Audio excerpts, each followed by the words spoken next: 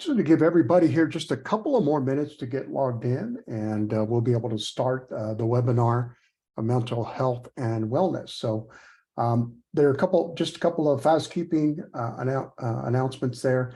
If you have any trouble, you can chat me in the webinar chat and get information to me as we go through the presentation.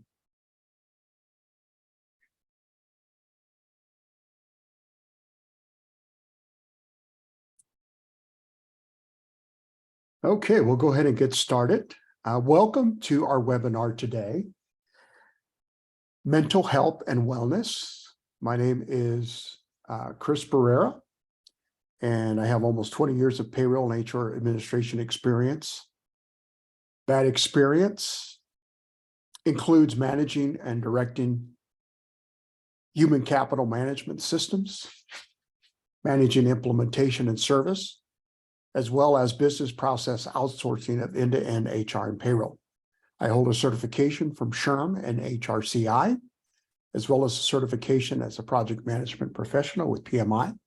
And I have over a decade of experience training HR and admin professionals in various webinars, conferences, and seminars. And if somebody would, just on the web chat, let me know that you can see my presentation and screen. Just want to make sure that we don't have any technical difficulties. All right, a little bit of housekeeping for the webinar. You will be muted throughout the presentation. Please chat any questions during the webinar, especially as you're going through the content. If you have a question for the question and answer session that's after the presentation, please make sure to put those in there so that I can get to them and be able to answer your questions at the end. There are a few poll questions. We ask that you participate, and of course, we'll share the results with you.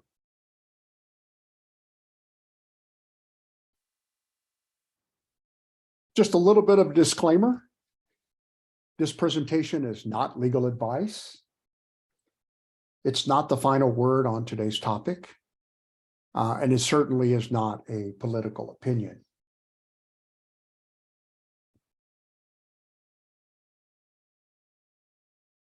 Just for you, for those of you that are SHRM or HRCI certified that need certification credit, today's webinar is good for one PDC for both. We also recommend that you log into your portals regularly and add your PDC with the activity number that's provided with your certificate.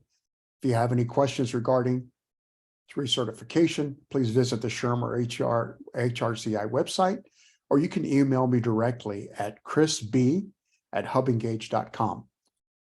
All participants are recorded electronically and their total time participating is documented. Full participation is required. Each participant will receive both the HR and SHRM certificates, whether you need them or not, for attending the required, for entering the required information and activity ID for CE credit.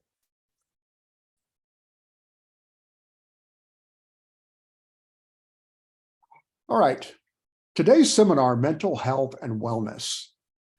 Millions of employees spend a large part of their day and lifetime at work. Increasing the effect that workplaces have on employees' mental health and well-being. According to the World Health Organization, an estimated 15% of working age adults have a mental disorder at any point in time.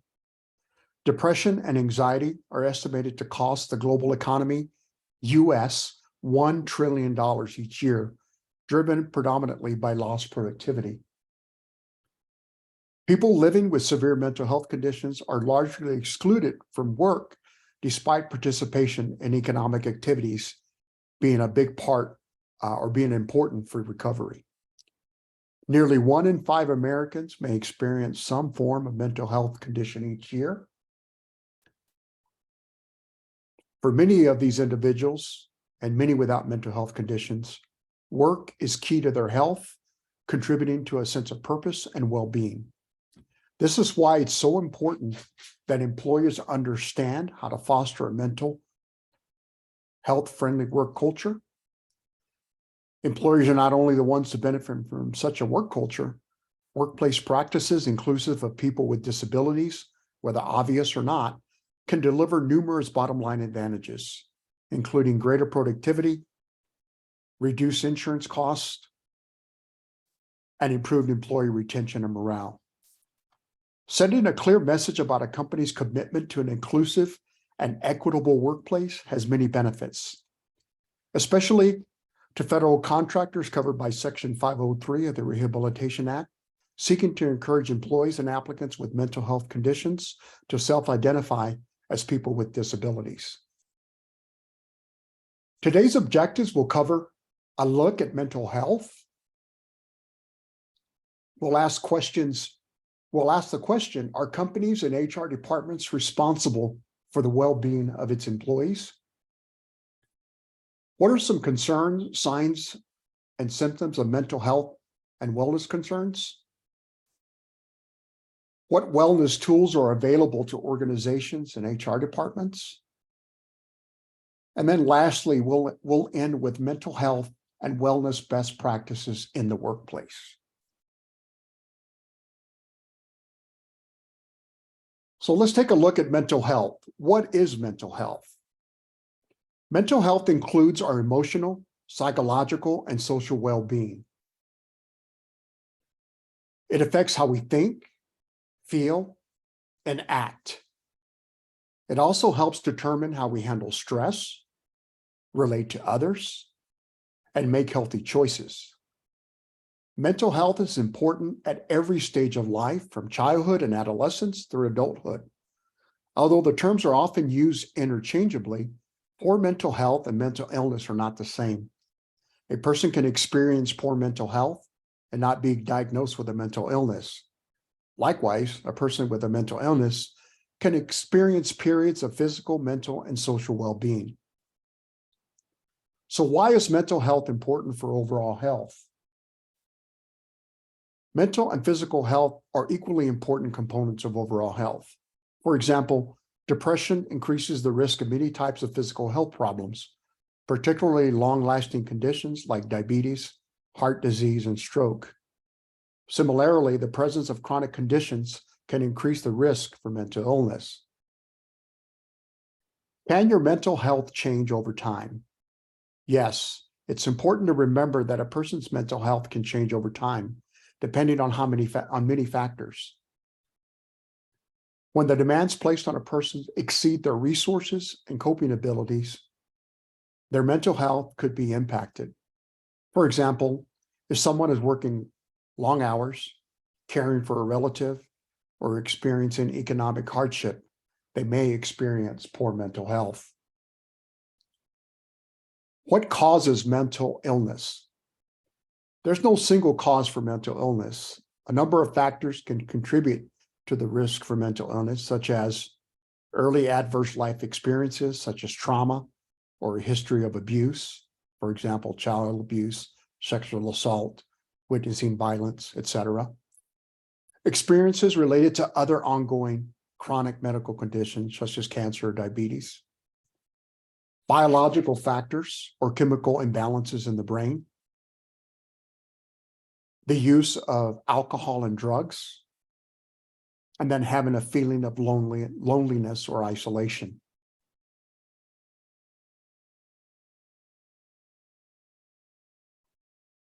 A look at mental health.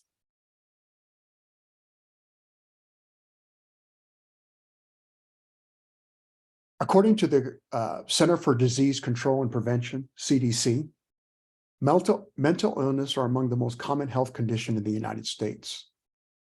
More than 50% of Americans will be diagnosed with a mental illness or disorder at some point in their lifetime. 1 in 5 Americans will experience a mental illness in a given year. 1 in 5 children, either currently or at some point during their lifetime, will have a seriously debilitating mental illness. And then lastly, 1 in 25 Americans live with a serious mental illness, such as schizophrenia, bipolar disorder, or major depression.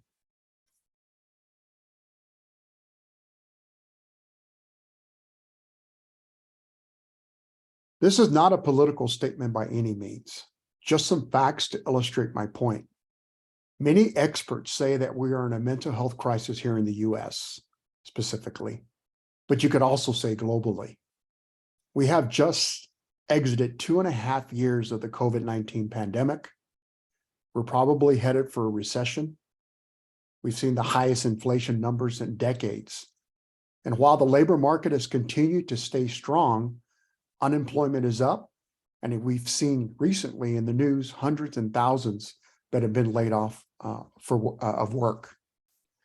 Finances are being stretched, and there's an increasing level of violence for various groups that have many fearing the future.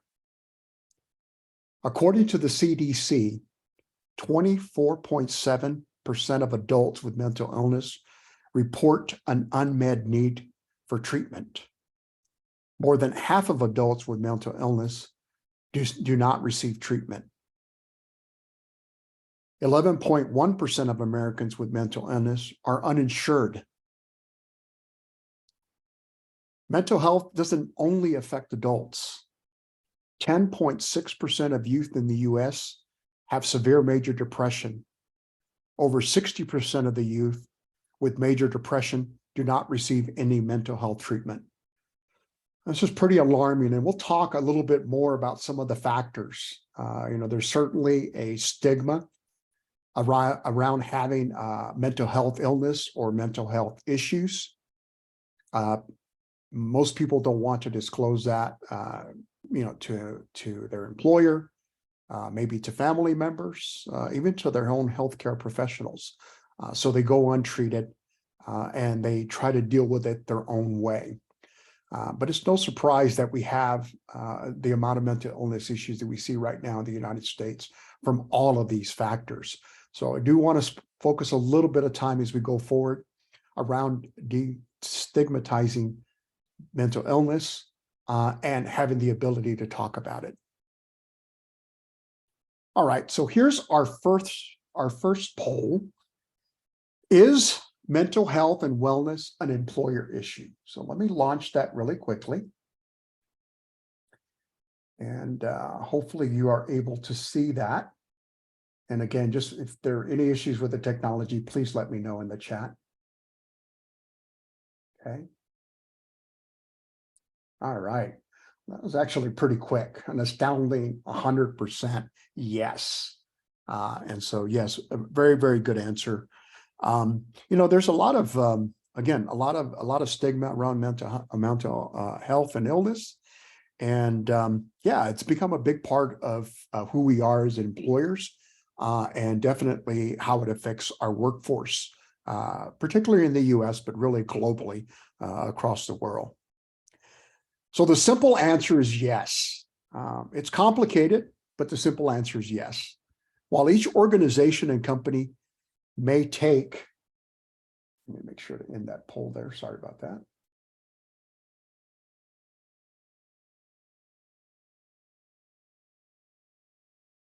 While each organization and company may take a different approach based on resources and other factors, it's important going into the future that we have a strategy for promoting and assisting employees with wellness and mental health.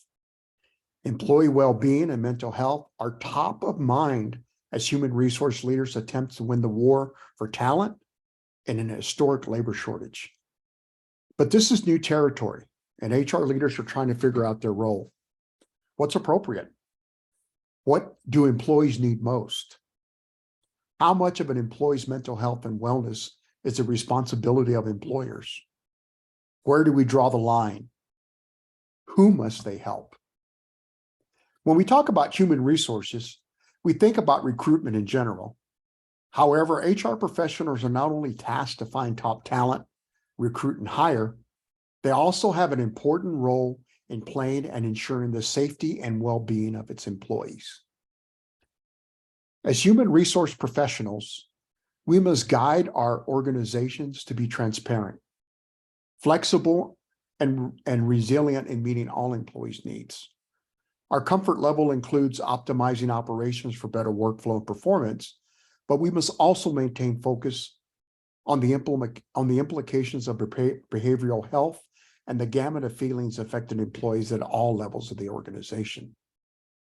Acknowledging and normalizing these feelings as a genuine and authentic leader helps move the responsibility of HR from simply sharing the phone number for the employee assistance program to actually helping employees better navigate the organization and business differently. Wellness support for employees is critical to our organization's success in all areas. 2 out of 5 employees don't feel that their employers are doing enough to support their well-being, according to a MetLife 2021 benefit survey. And 3 and 4 employers overestimate their employees' mental and financial health. In addition, 85% of people said their emotional wellness has declined since the COVID-19 outbreak began, according to a 2020 Harvard Business Review survey. We can't afford to ignore the issues of mental health and wellness in our organizations. In the latest HR Exchange Network's State of the HR report, mental health and well-being, 13%, was the 3rd biggest challenge behind the labor shortage at 16% and retaining talent at 15%. In addition, 19% of HR leaders said burnout was the biggest consequence of the pandemic. And burnout, 28%, the blurring of work and personal life were the top challenges of employee engagement. So those are some pretty big statistics in regards to the mental wellness and the well-being of employees. So what are some common signs of mental health and wellness concerns? Depression impacts 16% of adults during their lifetime. We've already talked about that in the previous statistics when we were looking at mental health. Warning signs include trouble sleeping or sleeping too much, feeling sad, loss of interest in activities previously enjoyed, social withdrawal, difficulty concentrating and making decisions, changes in appetite, overeating or not eating enough, fatigue and severe fatigue, restless activity or slow movement in speech, feelings of worthlessness or guilt, and thoughts of suicide or self-harm. These are just some of the common signs of mental health issues.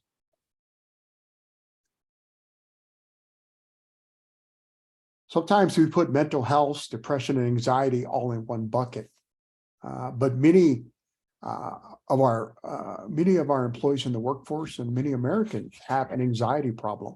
Anxiety impacts 30% of adults during their lifetime. And these warning signs include excessive worry, feeling nervous, irritable, or on edge, a sense of impending danger, panic, or doom, an increased heart rate, breathing rapidly, maybe even having hyperventilation, including sweating and trembling, feeling weak or tired, difficulty concentrating, trouble sleeping, and gastrointestinal problems. So it's no surprise that people with anxiety and mental health problems exhibiting all of these types of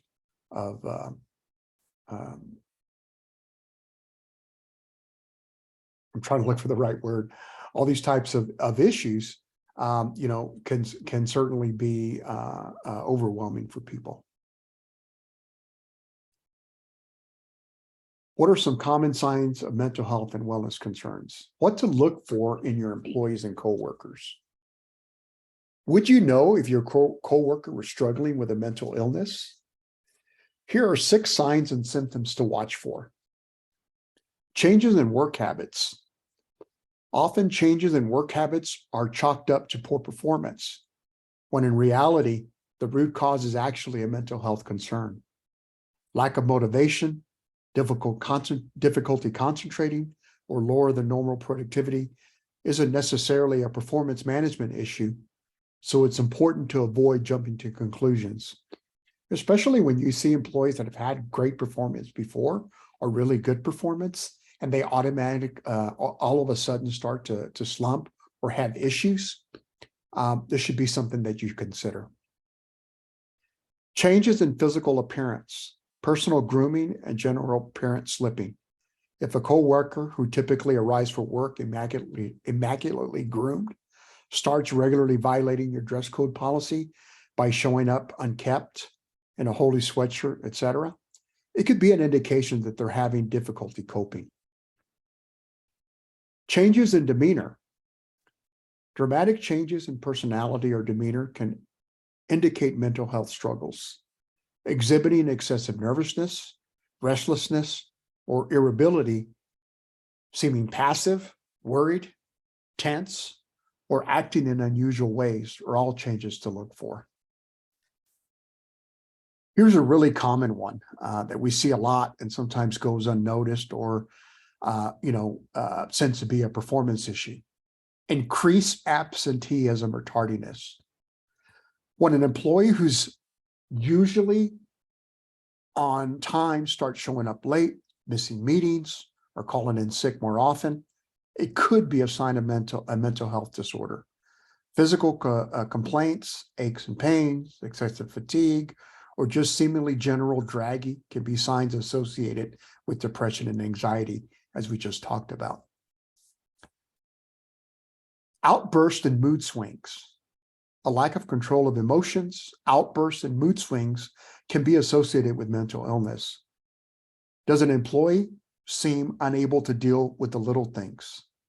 Disruptive behavior, flouting rules, or acting overly aggressive can all be mental illness red flags. And again, you may notice this with an employee who is, normally friendly, outgoing, easygoing, and all of a sudden, their mood changes and they're easily set off and they react to small things. Again, just signs and symptoms. Seeming withdrawn or avoiding interaction, an unwillingness to communicate, seeming withdrawn, avoiding social situations, self-imposed isolation, or retreating from interaction with others can also be a sign of mental illness. If a coworker seems to avoid engaging socially with other team members, it could be a problem. It could be a problem for a concern. All right. So now let's talk a little bit about mental health and wellness best practices. The 4 A's of mental health friendly workplace.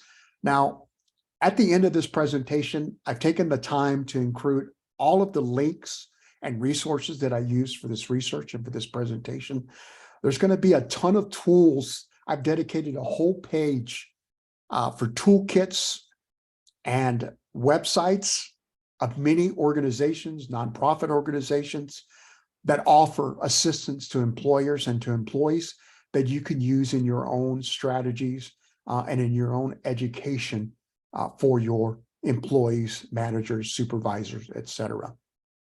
So let's talk about the 4 A's of mental health, of a mental health friendly workplace. Awareness.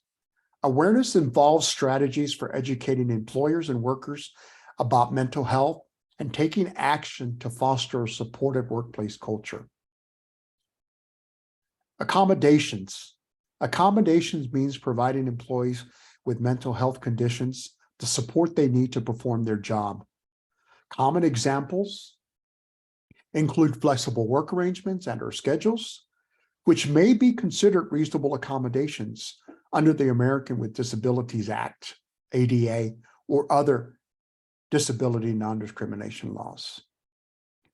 Number 3, assistance refers to helping employees who have or may develop a mental health condition, something many employers do through formal employee assistance programs. Number 4, ensure access to treatment. Access encourages employers to assess company healthcare plans to ensure or increase coverage for behavioral and mental health treatment, which benefits not only individuals, but also the bottom line.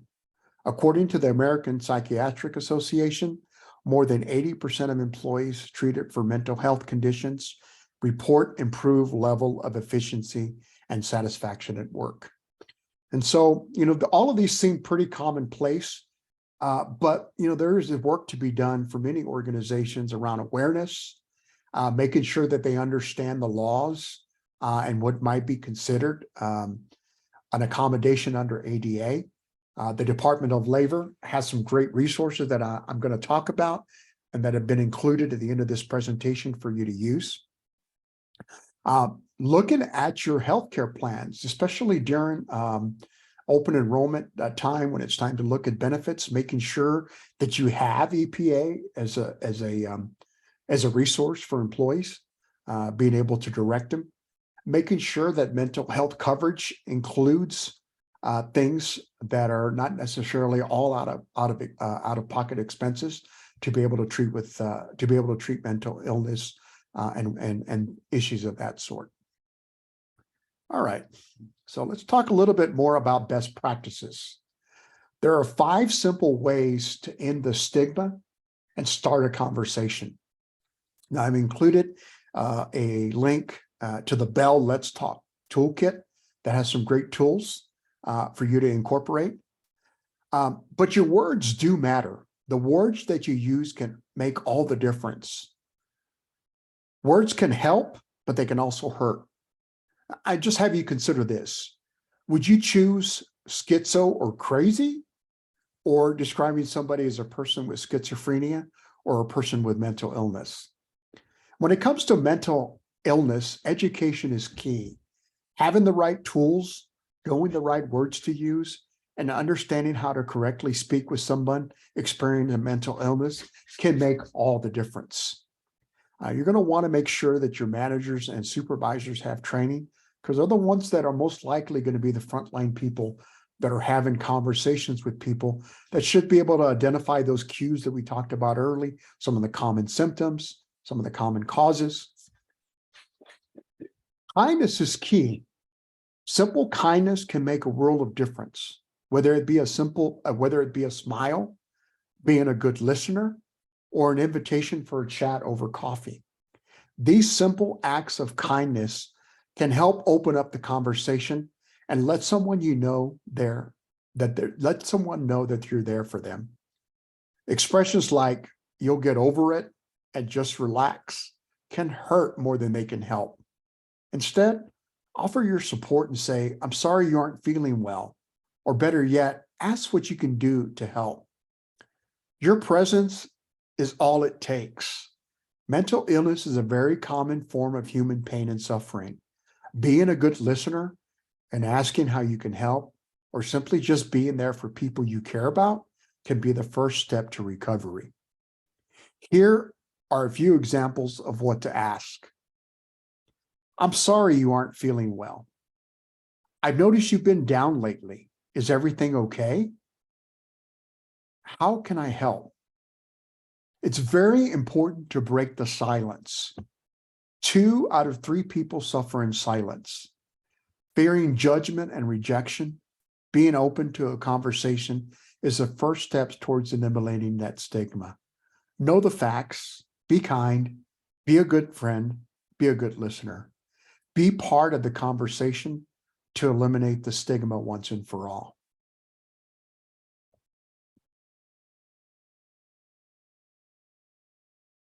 Mental health and wellness best practices.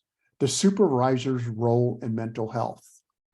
According to a SHRM survey, 15% of supervisors did nothing in response to learning about a direct report's mental health struggles. 8% removed the employee from an important project, and 7% denied the employee advancement opportunities. While these negative actions are uncommon, any adverse action taken solely based on an employee's mental health status is completely unacceptable. training supervisors and managers on a way to support employee mental health, the legal obligation to accommodate disabilities, and how to prohibit discrimination and retaliation is essential. The Department of Labor has created or is funding the Job Accommodation Network, also called JAN, J-A-N. And they provide a list of workplace mental health awareness training programs that are easily accessible to employers to include in their training programs and their online training programs, and even to have in-person trainings for supervisors and managers and executives. There's also training for just the everyday frontline staff to be able to identify mental illness and how to address those conversations in the workplace. I'm also included in that resource toolkit, the link to them, as well as the National Council for Mental Wellbeing, their mental health first aid at work. Okay, so there are lots of programs. Let's not be the statistic where, you know, we're not doing the right thing. Obviously, that's kind of the unnorm or the exception, but let's make sure that we're working hard to train our staff to identify and understand what to do in those circumstances. Mental health and wellness best practices. Management and supervision. Implementation of flexible and supportive supervision style. Positive reinforcement and feedback. Adjustments in level of supervision or structure, such as more frequent meetings to help prioritize tasks, and open communications with supervisors regarding work performance and work expectations. I'm going to take you back to, you know, the authoritarian work manager, you know, who's very authoritarian and barks out orders and it's my way or the highway. You know, that type of leadership management style is you know, has been left in the past. I understand that sometimes there is reasons to have that authoritarian style, but really we should be partners with our employees and created that supportive and supervision style where we can have positive reinforcement and feedback. You know, that seems to be common sense these days, but these things still happen. Making sure that there's clear communication tools. You know, this is what stresses people out at the workplace. You know, when they're put under the gun, they don't understand their priorities. They're not getting feedback. There are no formal lines of communication or written tools or visual tools to give them an understanding of what's expected. No clear communication of assignments or instructions.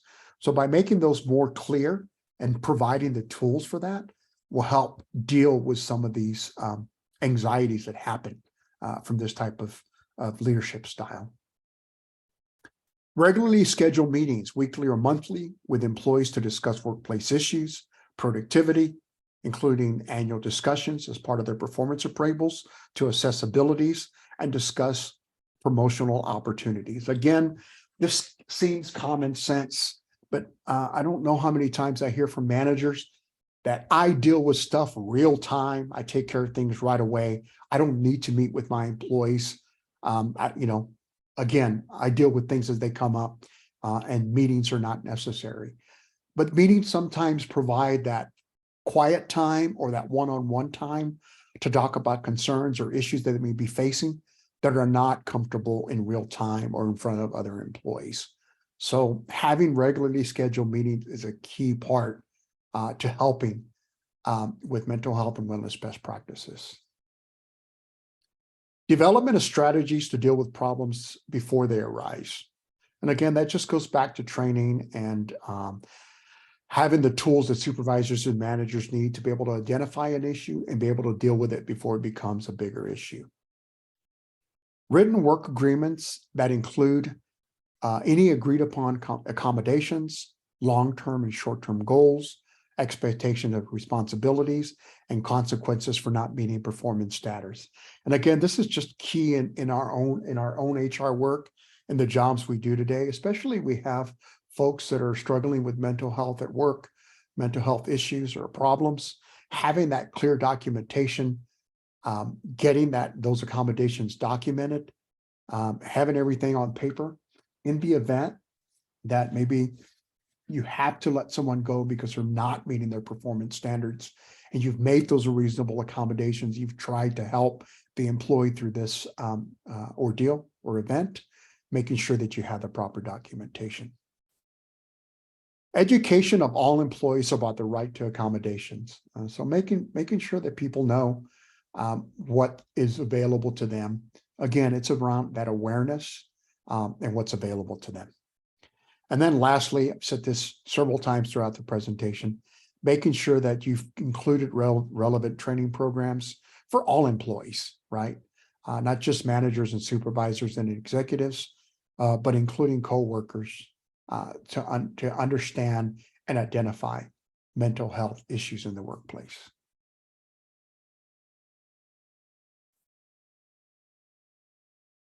Mental health and wellness best practices accommodations.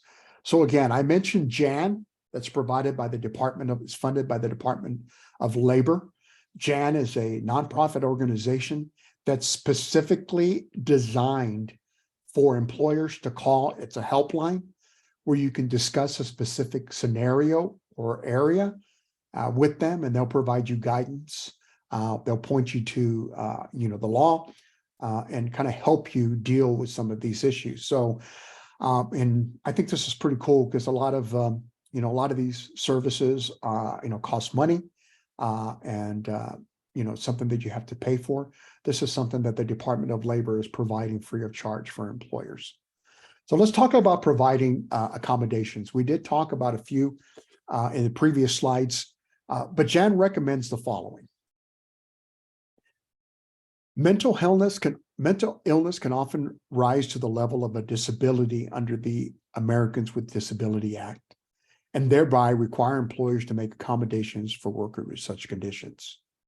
To have employment protection under the ADA, a person with physical or psychiatric conditions must meet two criteria. First, they must be qualified for a job. A qualified employer or applicant is one who, with or without reasonable accommodation for a disability, can perform the essential functions of the job in question. Number two, have a disability is defined by the law. The ADA does not list medical conditions that constitute disabilities. Instead, it has a general definition of disability.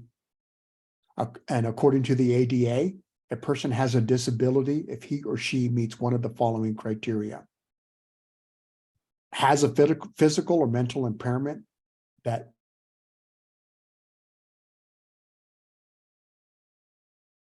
substantially limits a major seeing, hearing, learning, or operation of a major bodily function, has a history of such an impairment, such as in cancer, that is in remission, and is regarded as having such an impairment, even if the individual does not have such an impairment.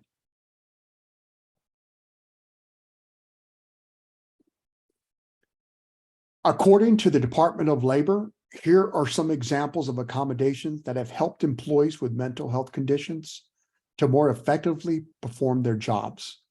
The list below does not include all possible accommodations, but it is a good starting point and provides some of the most effective and frequently used workplace accommodations. We've already talked about flexible workspace, but that's telecommuting or working from home. Scheduling, whether that be part-time hours, job sharing, adjustments in the start or end shift of work hours, compensation time, and or makeup time for missed time. Leave, sick leave for reasons related to mental health, flexible use of vacation time, additional unpaid or administrative leave for treatment or recovery, leaves of absence or use of occasional leave for therapy and other related appointments. Breaks according to individual needs rather than a fixed schedule. More frequent breaks or greater flexibility in scheduling breaks, provisions of backup coverage during breaks, and telephone breaks during work hours to call professionals and others needed for support. And then lastly, other policies. Beverages or food permitted at workstations, and if necessary, to mitigate the side effects of medication and on-site job coaches.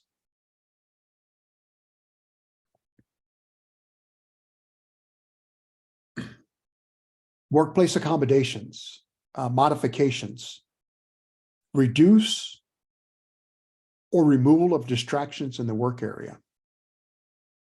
Addition to room dividers, partitions, or other soundproofing or visual barriers between workplaces to reduce noise or virtual distractions. Private offices or private space enclosures. Reduction of workplace noise that can be adjusted, such as telephone volume, increased natural lighting or full spectrum lighting, and music to block out distractions.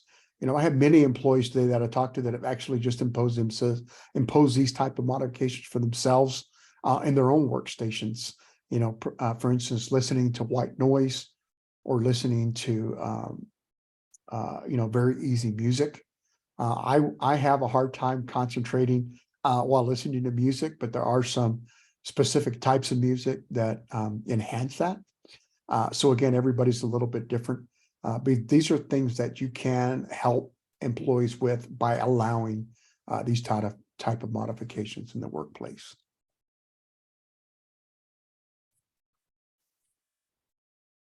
A little bit more on workplace accommodations.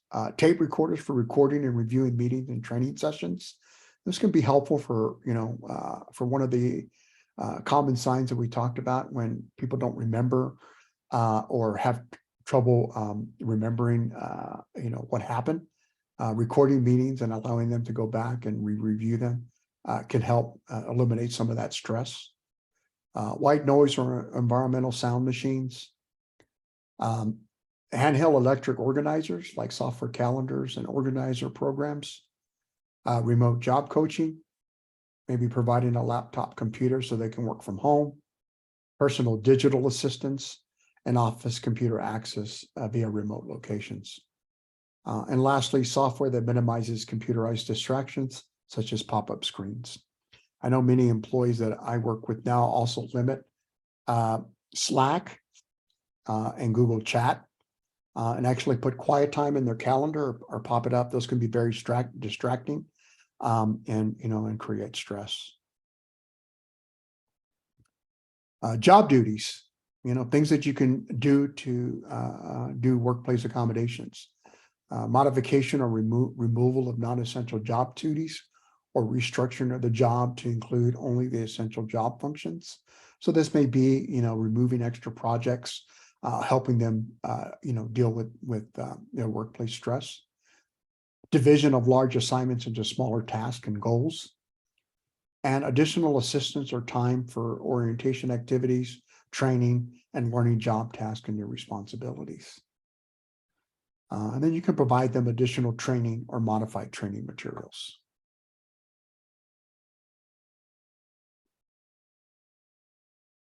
The first step to creating a workplace that is supportive of employees' mental health is promoting awareness and destigmatizing mental health or illness. Providing resources to help employees learn more about mental health or mental illness, and giving information about how employees who may be struggling can seek out help. When you openly talk about mental health, employees are more likely to feel comfortable about the concept and reaching out to managers or coworkers if they're struggling. You can also establish a workplace environment that is supportive of mental health by encouraging social support among employees, such as an organized support group that meets regularly. Setting up an anonymous portal, which employees can reach out to let HR managers know that they're struggling, especially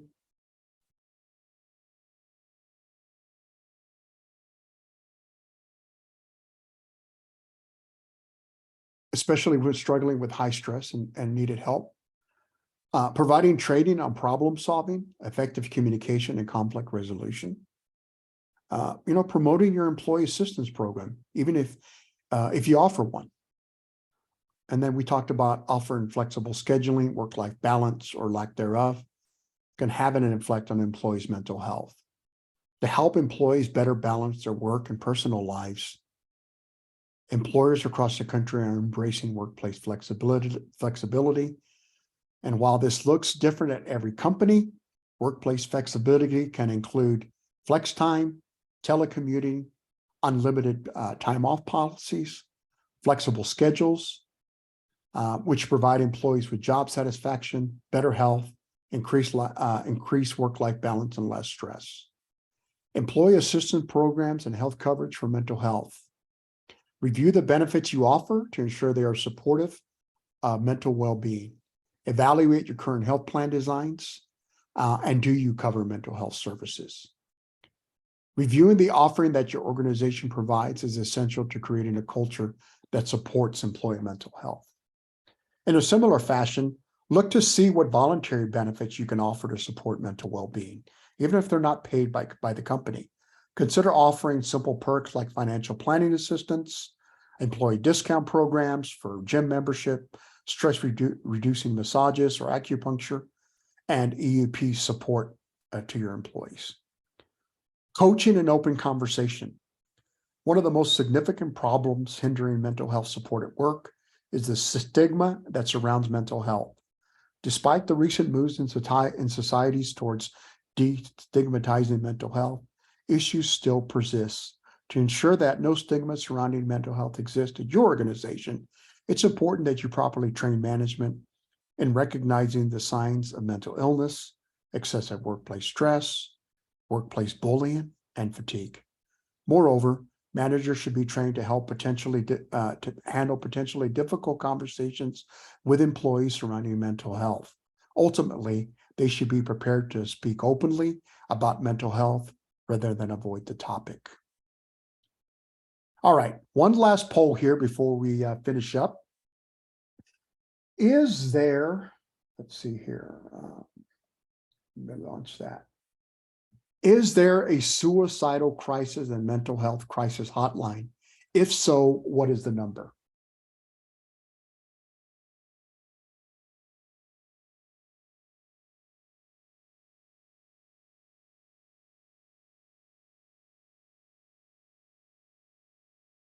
All right, give everybody a couple more things to, a couple more seconds to answer here.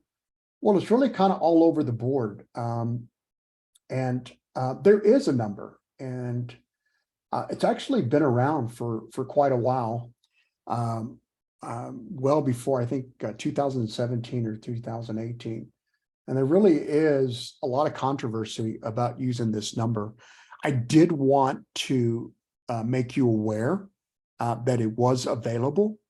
The number is actually 988. And if you go out and Google that number, there's just a lot of controversy around this number. I think still with the stigma of mental illness and mental health, that people are reluctant to get help. They're particularly reluctant to ask for help in an emergency situation. It is very possible that if they're having a critical crisis where they're contemplating suicide or hurting themselves or others, that it could initiate a call to 911 and law enforcement. And unfortunately, again, no political statements here, just facts. Unfortunately, out in the workplace, out in the recent landscape, there have been a lot of negative press around police shootings and killings in helping people with mental crisis that escalate. And so people could be reluctant to call these numbers. So I'm going to tell you, use them with caution, but I want you to be aware that they are there. And the statistics, despite some of the negative comments, seem to be very successful. So today, 988 is a 3-digit nationwide phone number to connect directly to the 988 Suicide and Critical Lifeline. By calling or texting 988, you connect with a mental health professional with the 988 Suicide and Crisis Lifeline, formerly known as the National Suicide Prevention Lifeline.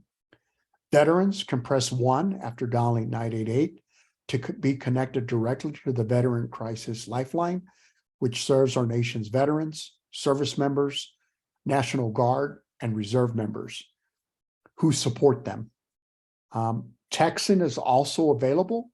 So for veterans, they should continue to text the Veteran Crisis Lifeline, short code 838255.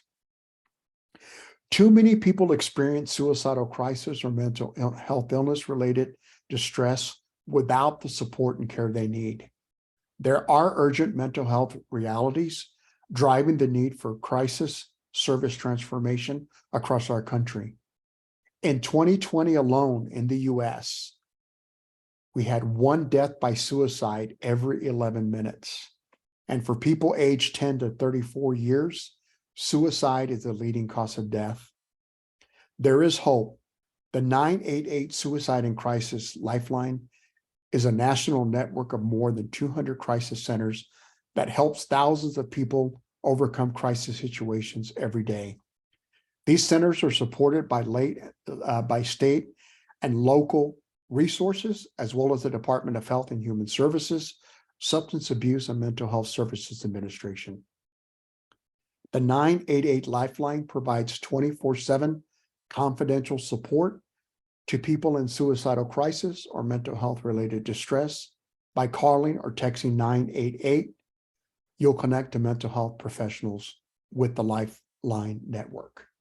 I know my home state of Utah here, there's a lot of assistance. We have our own, Utah has their own state resources, so the calls are routed a little bit differently. At the very least, you're going to get the national hotline, but many states have paths and routes that are appropriate for resources that are in their area. So again, something that I wanted you to be aware of. It looks like, not everybody's aware of that number. And yes, I think 911 is also something that could be used, if there's, extreme crisis, especially for suicide and the harm of others. But it's good to know that there's another number, 988, that will direct you to people who are identified as experts or resources in mental health. All right, so in conclusion, let's start with destigmatizing mental health with proper education for HR, executives, managers, and supervisors, and all staff. If you don't have a current program, consider putting one together. There are many resources that are available. I've created my own programs with those resources. You don't have to reinvent the wheel. You don't have to create a lot of content. A lot of content is out there available with permission to use in your own organizations, to be included in online learning and training. So I think that's probably the first part and the critical part in helping our employees with mental health issues and mental health and wellness. Use the many resources that are available, like the Department of Labor Job Accommodation Network, or JAN, to develop strategies and create training and resources to manage mental health and wellness in your organization. Provide employees access and assistance to resources internally and externally to have a conversation regarding mental health and wellness. And this is so important. At the very least, even if you're just directing them to the employee assistance program, having that service is so critical for people who are in need. So at this point in time, that's the end of our presentation. I am going to open it for questions and answers. You can put them in the chat and let me know if you have any. If you would like a copy of the presentation, including the resources, you can reach me at chrisb@hubengage.com. I'm including that in the chat, and I'll be glad to send you what I have if you want it, so that you can use those resources in your own strategies and plans. So again, just looking for questions in the webinar chat.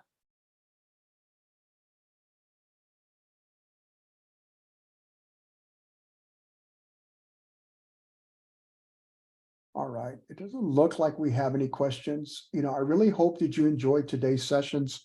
We always try to, at Hub Engage here, provide topics that are relevant, hot topics that are out in our landscape regarding all kinds of issues in the workplace. And we felt this was an important one to discuss. We have, I think, one more coming up at the end of the year, diversity, equity, and inclusion. That'll be also a very interesting webinar. It's something that, is relatively new, but actually has been around for a while. But, if you want to learn more about those type of activities in your organization, we welcome you to go out to the hubengage.com website under resources and register for that webinar that's coming up December 13th. Again, if there are no questions, thank you very much for the time today. Honored that you participated and we're a part of this. And we wish you the best and happy holidays as we get through the year end. Thank you. Bye-bye.